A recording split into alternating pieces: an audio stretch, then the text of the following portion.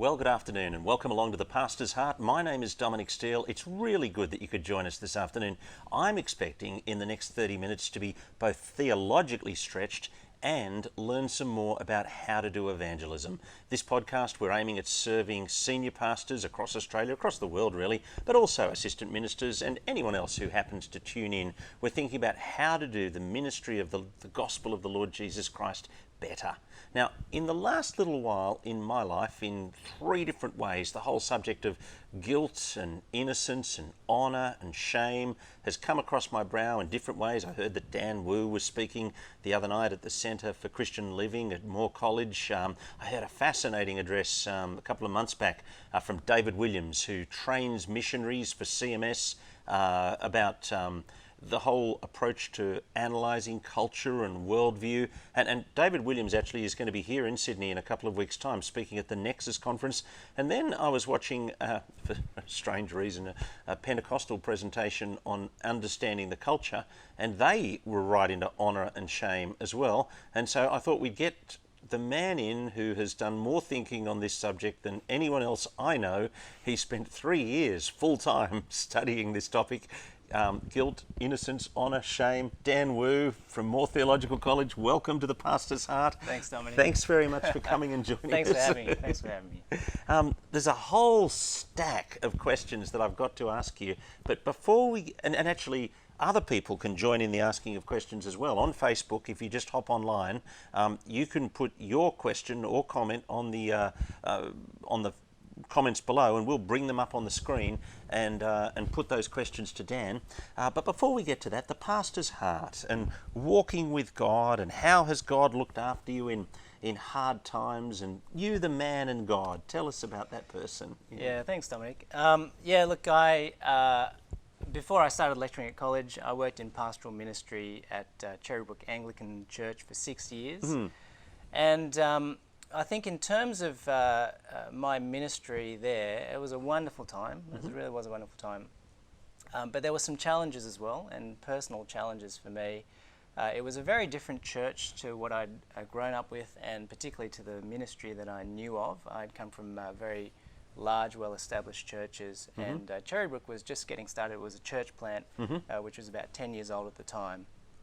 And so to move from a setting where there are lots of people around you, where ministry is to lots of mature young people, where really your focus is, out of this whole mass of people, where are the key 20 or 30 that I can sort of choose to lift out and focus on, and just really help along so that they do the ministry. And to go from that to a very different setting where my ministry was 7 high schoolers, who at that stage were, many of whom were on the verge of walking away from God.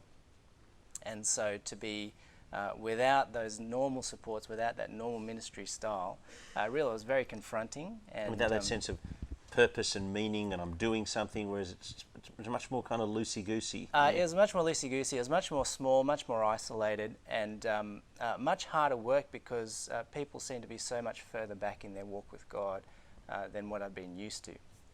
And so it really was, for a while, quite a low period where I felt like I'd been dumped in this situation with these people that I didn't even know what to do with. I had none of the normal things I could draw on. Everything I tried that my training had taught me seemed to fail, just didn't connect with them.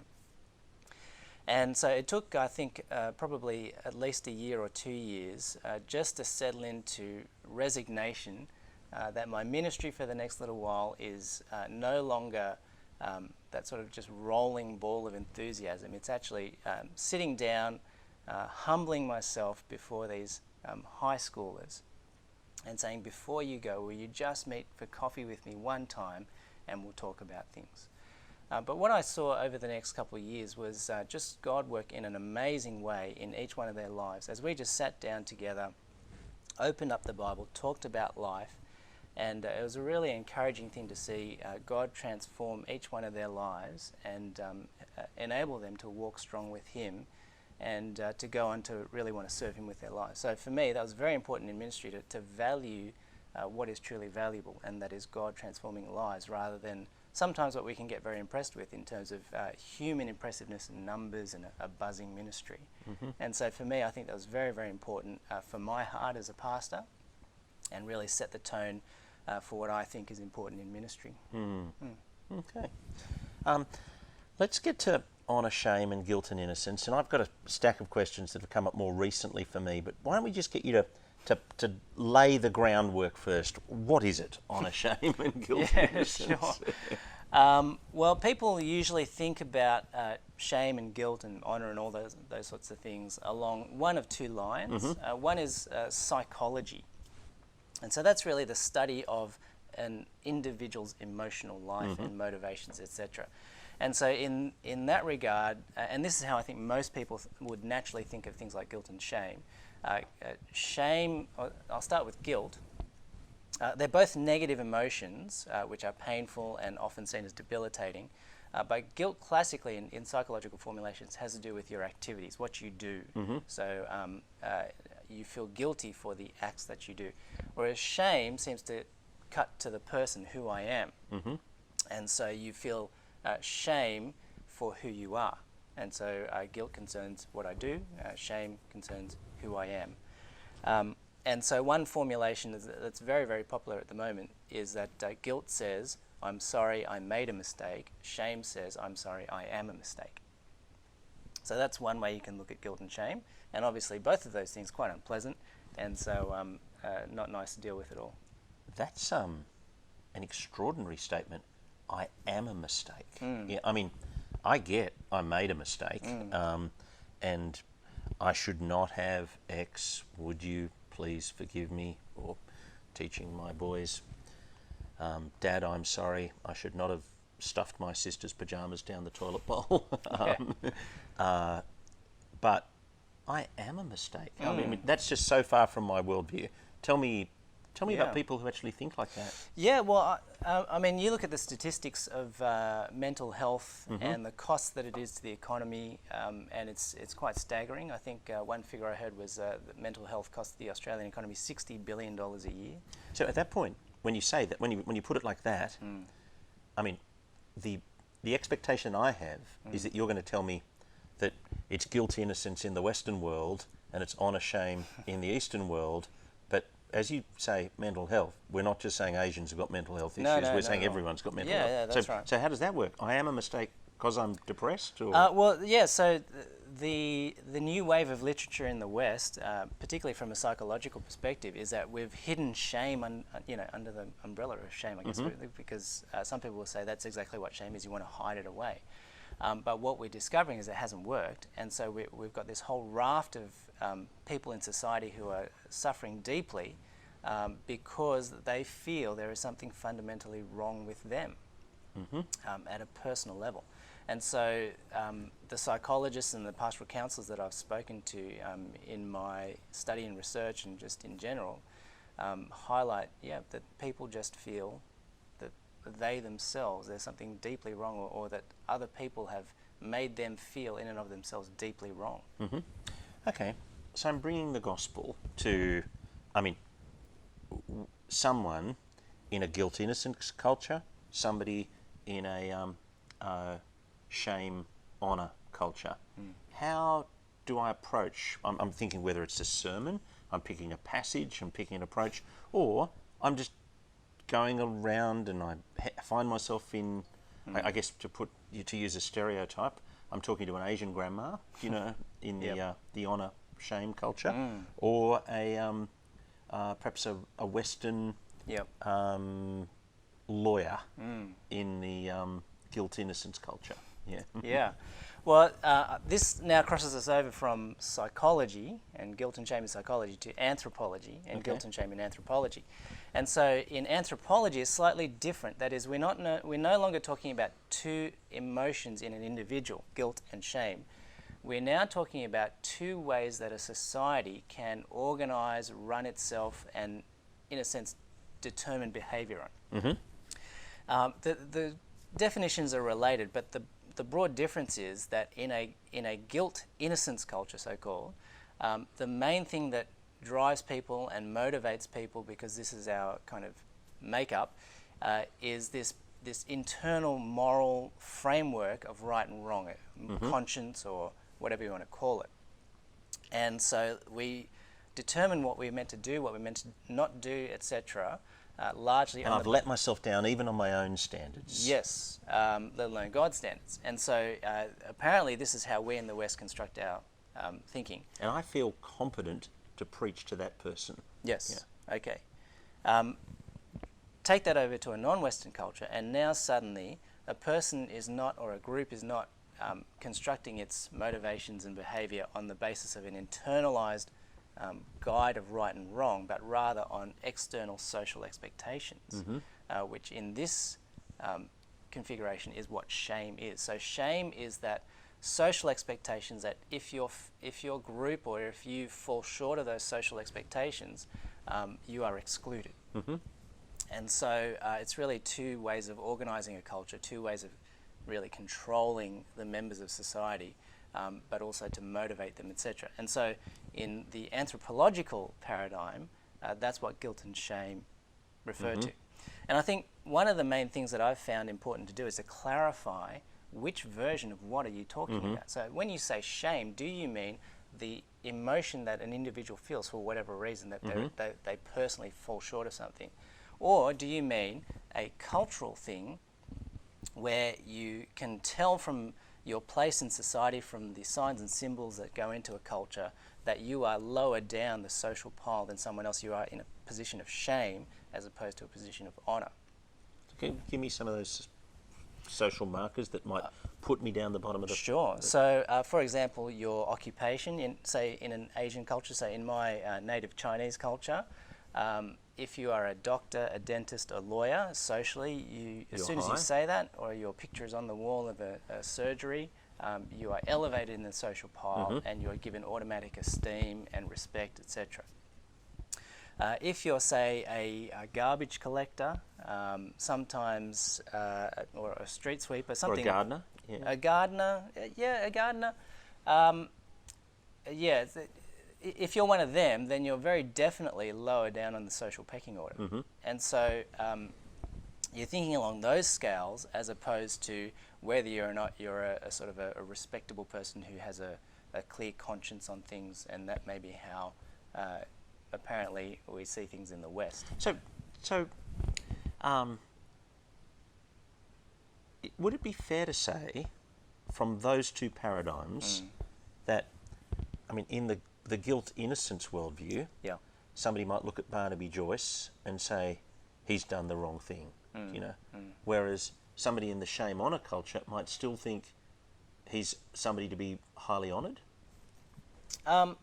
Yeah, look, possibly. You can possibly see that. They'd kind of put aside the wrong. Yes. So again, along the lines of the formulation, that would be a perfect example. And so, we might say the guilt-innocence person would say, Barnaby, what you did was wrong, and therefore there ought to be a consequence, there ought to be some sort of punishment, whereas the honour-shame person might say, well, but you are a respected politician, and so we'll just kind of let go or not pay so much attention to what sort of person you are deep down and your moral compass, but because you're in an elevated social position, we will continue to relate to you on that basis. Gospeling. Gospeling. Yeah. Well, trying to bring the two together, what I want to demonstrate is how fundamentally flawed that whole system of thinking is. Okay, so you're giving us System 1 psychology, System 2 anthropology, now the whole thing's broken. I think so, yes, yeah. So let me take that last example, and the example of Barnaby Joyce, how you would treat him in a so-called guilt culture and a so-called shame culture. Because when you think about the same dynamics that go on in a Western culture, in our Aussie culture, you think about how we treat, for example, our sports stars. We love them. And we love them to the point that, culturally speaking, we will brush aside their moral failures, some of which are terrible, for the sake of keeping them elevated at the top of the social pile.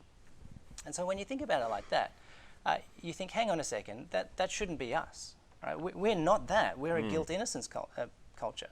But the way we've just behaved and treated these sports stars is exactly what the anthropologists would say. No, that's a shame culture.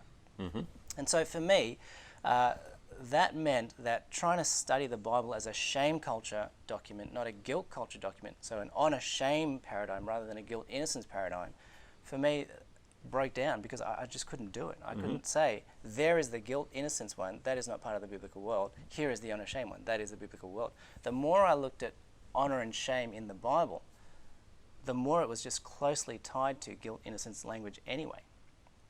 And so I started to think, well, maybe these paradigms are actually flawed and faulty and actually not doing us that many favors in terms of how we think about things and how we engage with documents and therefore people who we think are different to us.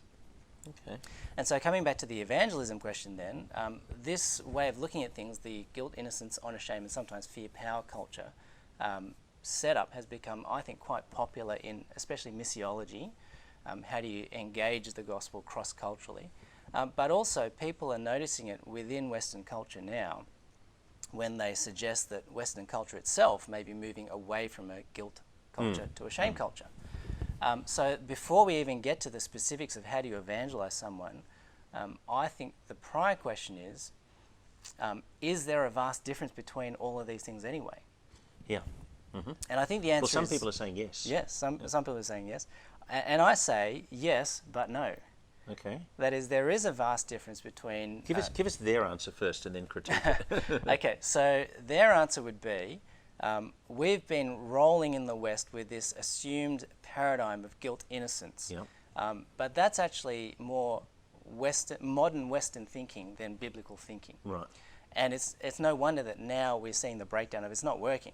And if I could, are they then also saying, and you've got to present the Bible, or present the gospel, not just in the categories of guilt, innocence, you've got to present the gospel in a whole range of other frameworks, approaches, kind of yeah, that's right. That's themes. right. Yeah. But it's kind of ironic because even those who say, you've got to take a multiple angles on the gospel end up basically saying, no, it's honor shame.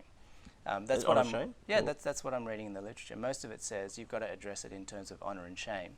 Okay. And that's because there's a lot of language in the Bible, particularly to do with the cross, that is shame and honor language. So, for example, Hebrews 12:2, where it says, for the joy set before him, Jesus despised the cross, scorning its shame. And then 1 Corinthians 10, I think at the end, where it says to the Corinthians, so whatever you do, whether you eat or drink, do it all for the honor of God, for the glory of God. And so people are seeing this language in the scriptures and saying, oh, there you go, this is an honor-shame paradigm and document. And we've been kind of misreading it with our Western guilt lens. Okay. That's a view. That's a view. You're now going to critique that view. I'm going to try and critique that view. Okay.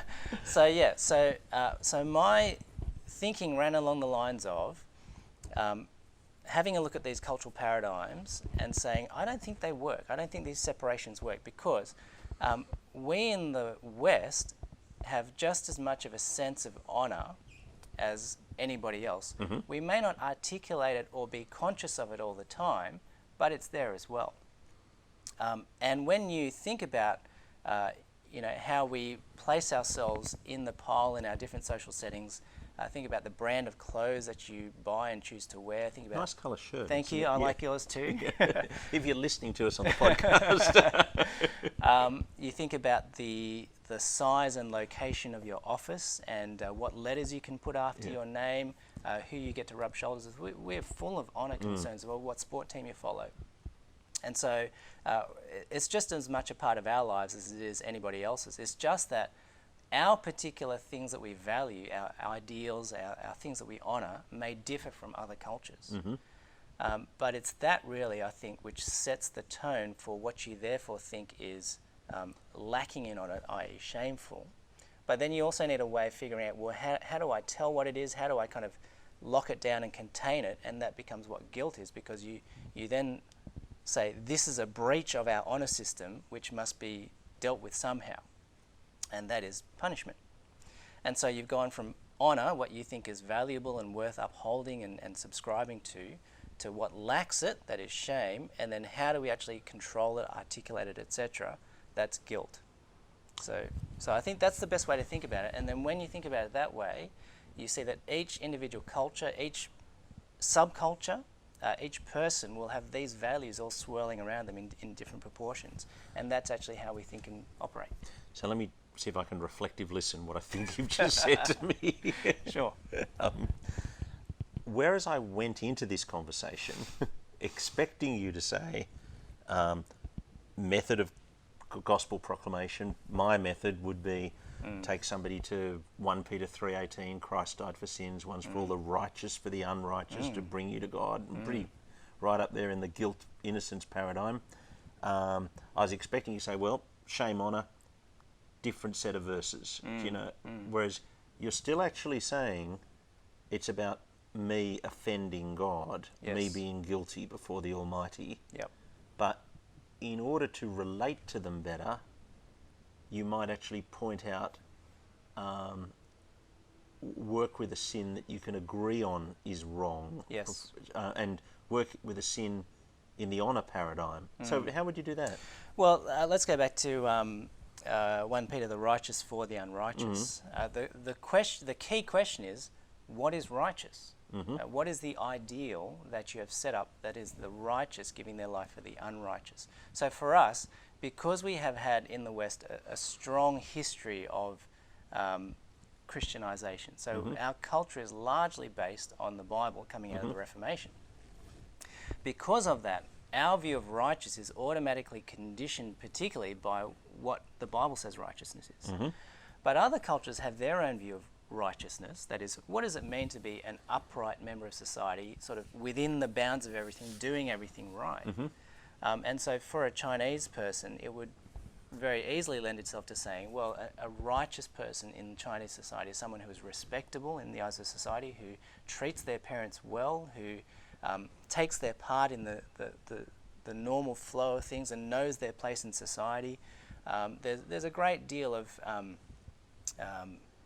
altruism in Chinese philosophy and doing good, etc. So it's part of it. And so if you listen to what they think a righteous person is, and then use that as a conversation to say, well, that's fantastic, these parts of it, but what about this? And here's what the Bible would present as what a righteous person is, Jesus Christ. And that way you can, I guess, very easily go from their world to the Bible's world, but in a way that doesn't have to be, but that's not me, I'm a guilt innocence person, not an unashamed person. It's very much, this is my concern too, that is, I am concerned for the ideals of my society and my own person. How do I reach righteousness? How do I become righteous? And so at that point, again, you can then introduce a distinction between the righteousness that we gain for ourselves and point out what is apparent to everybody, that even though we have this setup of an ideal in society, we fall short of our own ideal so often. But then at a larger level, there is a sort of a transcendent ideal that we all know that this world is not matching. And so those are really, I think, close contact points that someone from a so-called unashamed culture would understand very well, which would lead very nicely into the Bible. I think that for me, the one of the key differences that you can use fruitfully in terms of cultural classifications on this front, I really want to resist the classifications. I think the West is an unashamed culture as much as any other culture. And non-Westerners are as much a guilt innocence culture as any other culture. It's just the values that we construct them on differ.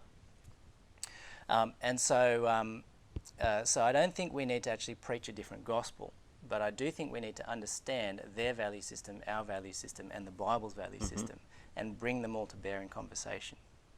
And so I think that's the key for evangelism. But at the end of the day, we want to lead them to the same place we're at, and that is Christ died for us to bring us to God, and there is no other way to get there. Okay.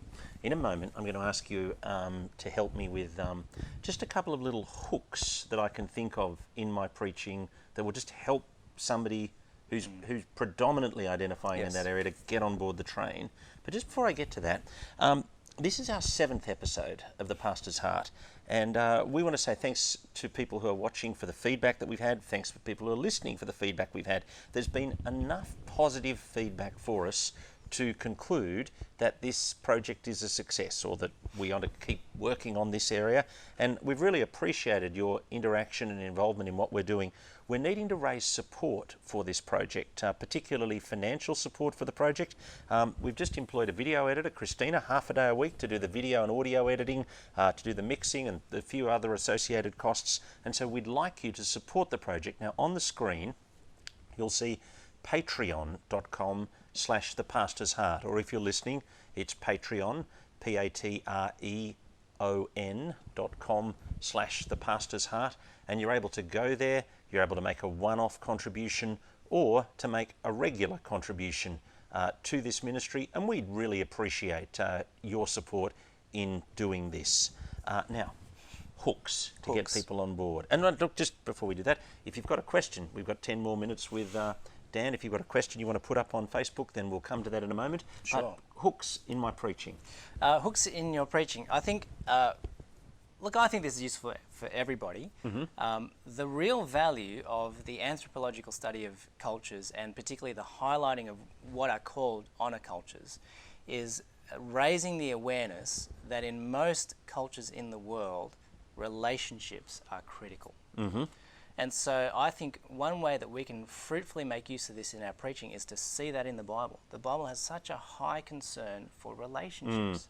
And, you know, we, even in our Sydney Evangelical individualistic heartland, you know, how do we describe salvation? It's a right relationship with God. Well, just my own, if you like, big thesis has been to move away from Christianity Explained, from Christianity Explored, from Simply Christianity, which all are you joining the worldview, or you adopting the worldview, to be introduced to a personal relationship with the Almighty who created you and loves you. Now, I think that's a fantastic emphasis to have. And I think once you open your eyes to it, you do see the importance of critiquing our sometimes myopic, westernized individualism of looking, navel-gazing, you know, looking at me, am I okay? Because the Bible never directs us to ourselves as the final arbiter of whether we're okay, or some internal moral code that we have. Rather, it keeps on pointing us to the Word of God and to His revelation of His own character, and therefore who we should be in response. But once it does that, once it establishes who we are in relationship to God, it also re-establishes who we are in relationship to each other. So I think one of the ways that we can fruitfully make use of this is to notice the social aspect of the New Testament and the whole Bible, really, and to bring that to the fore, and then cast our eyes around. What are the social aspects of our life together that actually are integral parts of who we are? And I think that then leads to things like social analysis, where we think about what are the ideals in society that are being elevated, that are being called on, that we should subscribe to. How do they measure up with what is in the Bible? Okay. Now, I mentioned that I'd listened to this presentation the other day by David Williams in CMS Training of Missionaries. And I think in his presentation he probably did what you're critiquing, in that he talked about moving from one worldview to the other. And saying in the West we're moving in that direction. But he also talked about pleasure and pain as we're moving away from right, wrong and guilt, innocence, and towards pleasure and pain. And I mean, part of me resonates that that's an accurate reflection of what's going on in the Western mindset of the millennial and older at the moment. Can you just bounce that around with me? Sure. Yes, I did critique the paradigm, and I think this is another instance where you can set up a model of an ideal and then its opposite, and use that as a cultural system. I think it can be helpful. The pleasure pain. Because it does identify something particular to our Western values at the moment and how they've developed. But I think, again, it just suffers from so many of the fundamental problems that I think the whole system does, that it's very difficult to figure out exactly what it means. And so, for example... I mean, it when you hear it, when I heard it, it felt right. Yes. You know, it felt like, Right. Yeah, they've completely forgotten whether right, wrong matters. And so that's why Trump is so... I mean, the Yeah. first kind of... politicians used to get in trouble for telling lies. And now we have a politician who seems to do it all the time. And Yes. we don't care anymore about guilt and innocence anymore. We care about pleasure, pain. Yeah. Yeah, I think that, I mean, that's true to a point, but I think also it isn't. It isn't accurate. That is, we do care about truth, and the outrage with which the articles about Trump are still written shows you we care We about do truth. care, yeah. We care deeply about it, but because we have fundamentally lost the anchor of truth in the Bible in Western society, we're still trying to figure out what is truth What are we going without to the subscribe to scriptures, now? yeah. What is the ideal that we can all say, yes, that's right, that's good, that's lovely? And I think the best answer we've come down to is where David ended up with pleasure. That is, I think in our Enlightenment rationalism, we've moved from the Reformation's view of the individual's dignity before God to then the individual as the center of reality. That is, I think, therefore I am. And from that basis, you then have to construct the rest of reality. And once you kind of shut off the transcendent critique of yourself, all that's left is you. And so you then have to think about, okay, well, what is the best thing for me? And when you don't have, things like transcendent truth, like truth, it ends up being whatever feels the best. And so that's where you then construct, well, okay, the ideal is pleasure, and its opposite is pain. But for me, it sounds initially plausible, and I think it is superficially helpful. That is, it can allow you to identify one ideal that people are subscribing to. But when you just press it a little bit and press the definitions, it gets almost impossible to hold. That is, what about if your pleasure involves pain? Where on the scale does it lie at that point? So, take an extreme example, a masochist or a self-harmer. So if a self-harmer derives some sort of relief, some sort of rush of pleasure from harming themselves physically, is that okay? We would want to say absolutely not, it's self-harm. But on the pleasure principle, that would still fit because I'm deriving some sort of pleasure out of it. Why is it so wrong? So we need some sort of external way of measuring what are we doing. Is it okay? Is it right or wrong? Does it match an ideal that we want to subscribe to? And the other, I think, inconsistency is what if my pleasure causes someone else's pain? Is that still okay? Direct, indirect, is that okay? So, for example, if I'm a sadist, if I take pleasure in other people's pain, is that okay because I'm fulfilling the pleasure principle? Well, we would want to say obviously not. And so that pleasure-pain spectrum actually doesn't work as a way of organising how we judge things. So I think those are the weaknesses that I see in it. But I think what it does identify is what are we actually holding up as a value and how do we actually construct that? And I think it's identified pleasure as a symptom, really, of a self-centered view of the universe. Dan, thanks very much for coming in this afternoon. Yeah. Pleasure. Dan Wu has been my guest on The Pastor's Heart this afternoon. It's been great to talk to him. Now, next week, we're going to be having Sam Chan with us, and he's just written a book on evangelism, and I'm really looking forward to both picking his brains and testing some of his theories. And so if you'd like to join that discussion, perhaps you got a question you want to put to Sam Chan about evangelism in a skeptical world, you can do that. We'll put the placeholder for the video up on the Facebook post perhaps in the next 24 hours. It'll be up over the next week and you can jump in on that discussion. Just a reminder that we'd really appreciate if you were able to help financially support the work of The Pastor's Heart. It's going to patreon.com/thepastor'sheart, and you can make an investment in this ministry, and we'd appreciate that. And do tell your friends, particularly think senior pastors, others on the ministry team who might be interested in this 30-minute once-a-week discussion. Thanks very much for joining you, and see you or hear or talk with you at the same time next week. Cheers.